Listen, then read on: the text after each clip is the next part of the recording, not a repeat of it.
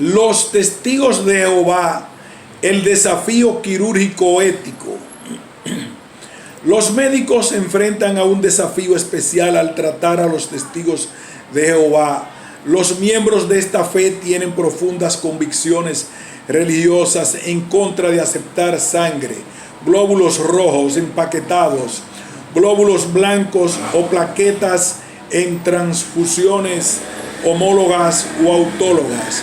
Muchos permiten el uso de equipo cardiopulmonar cuando no cebado con sangre, de diálisis u otro de tipo parecido, si la circulación extracorpórea no se interrumpe.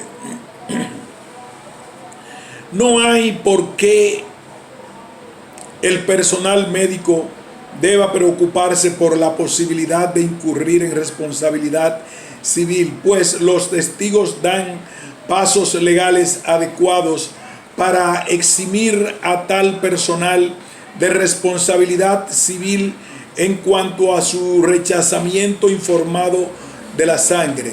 Aceptan fluidos de reemplazo no sanguíneos mediante el uso de estas y otras técnicas meticulosas. Los médicos están ejecutando cirugía mayor de toda clase en pacientes adultos y menores que son testigos.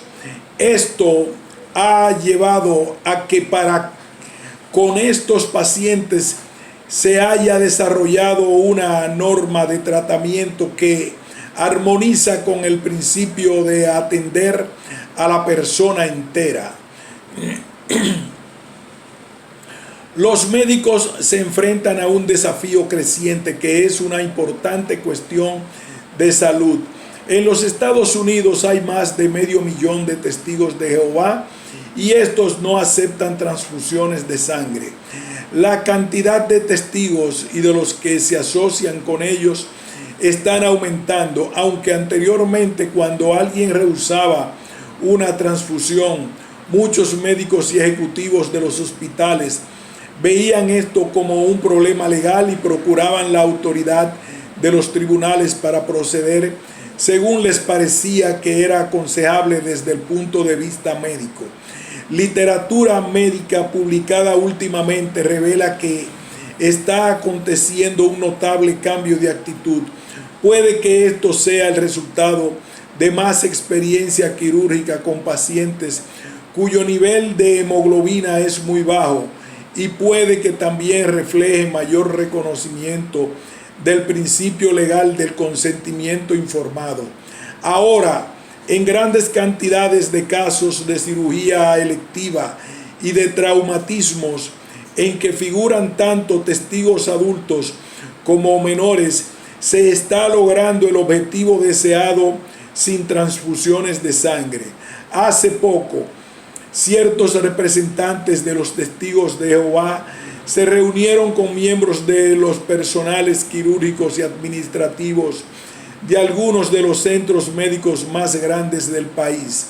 Estas reuniones mejoraron la comprensión entre unos y otros y ayudaron a resolver cuestiones acerca del salvamento sanguíneo, los trasplantes y la evitación de confrontaciones médico-legales. Posición de los testigos sobre la terapia. Los testigos de Jehová aceptan tratamientos médicos y quirúrgicos. De hecho, veintenas de ellos son médicos, hasta cirujanos, pero los testigos son personas profundamente religiosas que creen que ciertos pasajes bíblicos como los siguientes les prohíben aceptar transfusiones de sangre.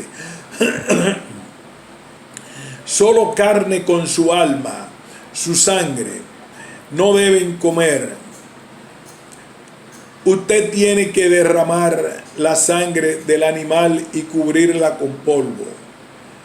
Que se abstengan de la fornicación y de lo estrangulado y de la sangre. Aunque lo declarado en estos versículos no se expresa en términos médicos, los testigos consideran que estos textos bíblicos excluyen transfusiones de sangre de glóbulos rojos empaquetados y de plasma, así como también la administración de glóbulos blancos y de plaquetas. Sin embargo, el entendimiento religioso que los testigos tienen no prohíbe de modo absoluto el uso de componentes como la albúmina, globulinas inmunológicas y preparaciones para los hemofílicos. Cada testigo tiene que decidir individualmente si puede aceptarlos. Los testigos creen que hay que deshacerse de la sangre que se saca del cuerpo, de modo que no aceptan autotransfusiones de sangre conservada o depositada de antemano. También se oponen a las técnicas para la colección de hemodilución intraoperatorias que envuelven el almacenamiento de la sangre. Sin embargo, muchos testigos permiten el uso del aparato para realizar diálisis y equipo cardiopulmonar no cebado con sangre, así como también el salvamento intraoperatorio en casos en que no se interrumpe la circulación extracorpórea.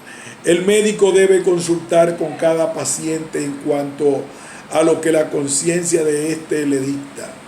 A los testigos no les parece que la Biblia comenta directamente sobre los trasplantes de órganos. Por eso cada testigo tiene que tomar decisiones respecto a trasplantes de córneas, de riñones o de otros tejidos. La cirugía mayor es posible, aunque ha habido casos frecuentes de cirujanos que han rehusado tratar a los testigos porque les ha parecido que la posición de estos sobre el uso de los productos sanguíneos le ataba las manos al médico. Actualmente muchos médicos han optado por considerar que la situación es solo una complicación adicional que pone a prueba su destreza, puesto que los testigos no se oponen a los fluidos de reemplazo de naturaleza coloidal o cristaloide, ni al electrocauterio, la anestesia hipotensiva, ni la hipotermia. Estos métodos se han empleado con buen éxito. Las aplicaciones actuales y futuras de la Hetartach, inyecciones intravenosas de dosis grandes de dextrán de hierro y el escalpelo sónico son prometedores y no hay oposición religiosa a su uso.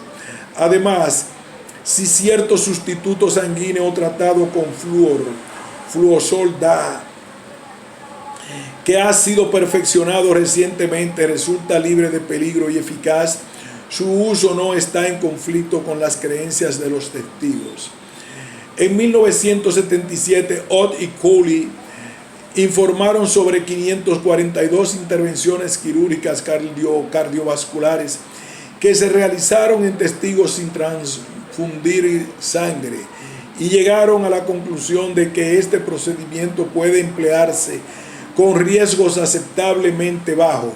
En respuesta a nuestra solicitud, Cooley recientemente hizo un repaso estadístico de 1026 operaciones, en 22% de ellas en menores, y determinó que el riesgo quirúrgico en pacientes del grupo de los testigos de Jehová no ha sido sustancialmente más alto que el que experimentan otras personas. Similarmente, el doctor Michael Lee DeBakey comunicó el hecho de que en la gran mayoría de las situaciones que tienen que ver con los testigos, el riesgo de la operación sin el uso de transfusiones de sangre no es mayor que en el caso de los pacientes con quienes usamos transfusiones de sangre. Comunicación personal, marzo de 1981.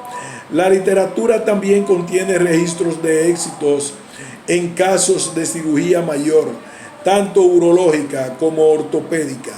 Los médicos G. Dean McCain y J. Richard Bowen escriben que la fusión espinal posterior se ha efectuado con éxito en 20 testigos menores.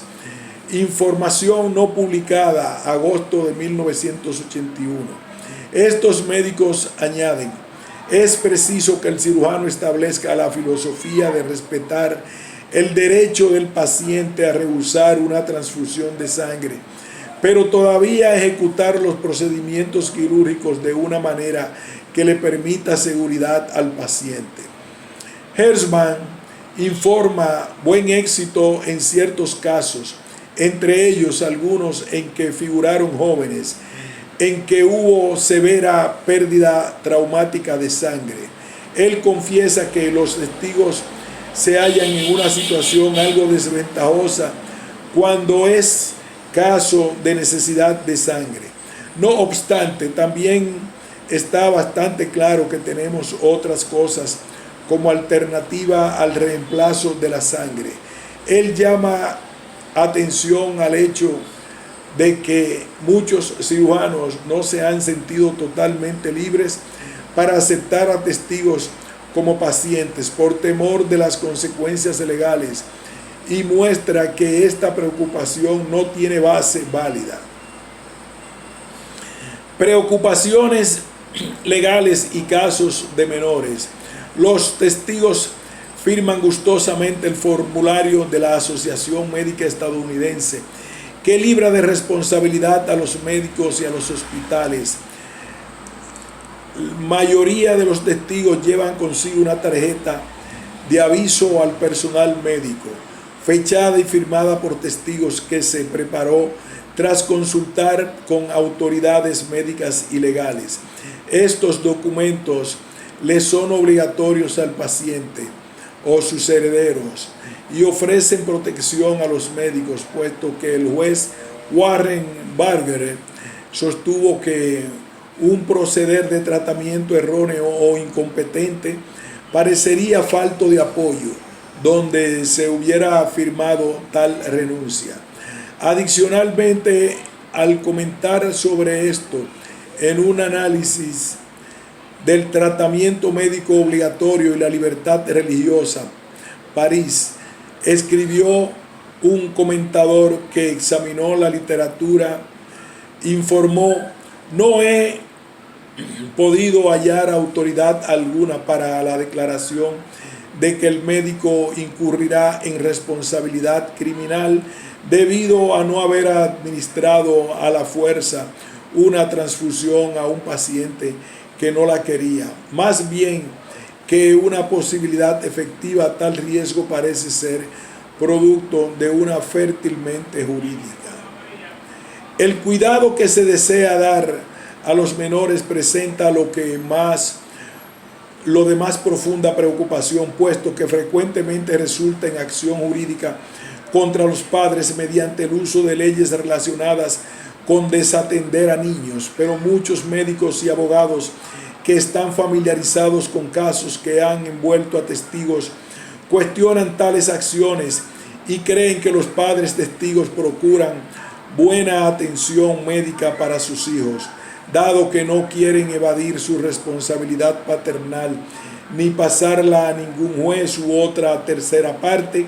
Los testigos instan a que se tomen en consideración los principios religiosos de la familia. El doctor A.D. Kelly, ex secretario de la Asociación Médica del Canadá, escribió que los padres de los menores y los parientes más próximos de los pacientes inconscientes poseen el derecho de interpretar la voluntad del paciente. No admiro los trámites de un tribunal ficticio que se reúne a las 2 de la mañana para quitar de la custodia de su padre o madre a un niño. Aún es axiomático que los padres tienen voz en el cuidado de sus hijos, como por ejemplo cuando se enfrentan a las posibilidades de riesgo o beneficio de la cirugía, los tratamientos por radiación o la quimioterapia. Por razones morales que sobrepujan la cuestión del riesgo de las transfusiones, los padres que son testigos piden que se empleen terapias que no les son prohibidas en sentido religioso. Esto armoniza con el principio médico de tratar a la persona entera y no pasar por alto el daño psicosocial duradero que pudiera ser el resultado por todo el país. Centros grandes que ya han tenido experiencia en los testigos suelen aceptar el que se transfiera a ellos a pacientes que se hallan en instituciones que no quieren tratar a testigos, aún casos pediátricos. El desafío ante el médico. Es comprensible que el dar asistencia médica a los testigos de Jehová parezca presentarle un dilema al médico que está dedicado a conservar la vida y la salud mediante el empleo de toda técnica a su alcance. En una introducción editorial, una serie de artículos sobre cirugía mayor realizada en testigos, Harvey declaró: ciertamente hallo molestas las creencias que pudieran obstruir mi trabajo, pero, añadió, tal vez olvidemos con demasiada facilidad que la cirugía es una destreza que depende de la técnica personal de individuos. La técnica se puede mejorar. El profesor Bolocki tomó nota de un informe perturbador en el sentido de que uno de los más activos hospitales de traumatismo del condado de Dade, Florida, tenía la norma general de negarse a tratar a los testigos. Señaló que entre este grupo de pacientes la mayoría de los procedimientos quirúrgicos están asociados con menos riesgos del que por lo general se presenta, añadió. Aunque a los cirujanos les pueda parecer que se les priva del uso de un instrumento de la medicina moderna, estoy convencido de que al operar a estos pacientes aprenderán muchísimo. Se va haciendo mayor la cantidad de los médicos que, en vez de considerar problema al paciente que es testigo, aceptan la situación como un desafío profesional. Al enfrentarse al desafío, han desarrollado para este grupo de pacientes una norma de tratamiento que se acepta en muchos centros médicos de todo el país. Al mismo tiempo, estos médicos están proveyendo la clase de atención que mejor resulta en cuanto al bien total del paciente. Como observan Gardner y otros, ¿quién se beneficiará si se sanara la enfermedad corporal del paciente, pero se pusiera en peligro la vida espiritual con Dios según la ve él, lo cual resultaría en una vida falta de significado y tal vez peor que la muerte misma? Los testigos reconocen que desde el punto de vista médico la firme convicción a que ellos se atienen parece añadir un grado de riesgo a su caso y pudiera complicarlo. Por consiguiente, generalmente manifiestan más agradecimiento que el acostumbrado por la asistencia que reciben, además de tener los elementos vitales de una fe profunda y el deseo intenso de vivir. Cooperan gustosamente con los facultativos y el personal médico. Así, el paciente y el médico están en unión al enfrentarse a este singular desafío. Fin de este ensayo.